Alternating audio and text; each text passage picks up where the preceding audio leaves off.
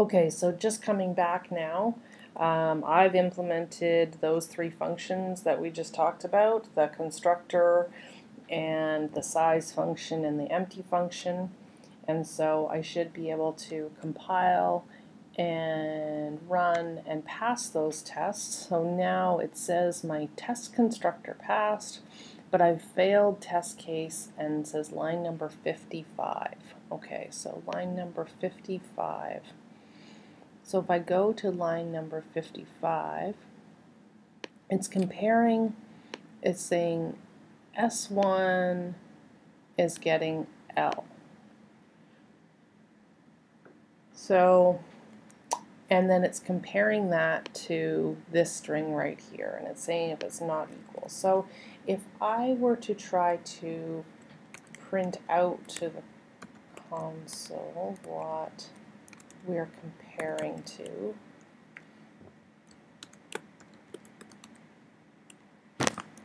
see what that's giving me, and I'm going to prepend it with a string.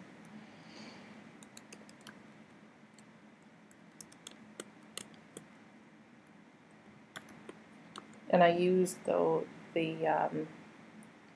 less than operator to push that stream to the console. And now if I recompile and run, that'll give me a little bit of information about what's actually happening. So this is what I tried to print out, and it's printing nothing after. So it's saying that this string, there's nothing in it, it's an empty string, but we need it to be the open bracket and the close bracket. So we have to overload this, we have to fix the overloaded function for the stream operator. So where is that? In my .cpp file, I've got this function down here. So right now, it takes a stream as a parameter and then just returns that stream. And if I were to add, right now that stream's empty because I haven't added anything to it. If I add something to it, and in C++, to append something to the stream, we just use that, this operator. And I'm going to append onto it an open bracket. Then I'm going to append a closed bracket as well. And there it is. Okay, and semicolons at the end of my lines. And now I'm just going to return S. So now we've said when this operator gets called on a list, this is what should be returned, this string, okay? This open bracket joined on with the closing bracket. So now if I recompile and run, I now get that open and close bracket as I expected.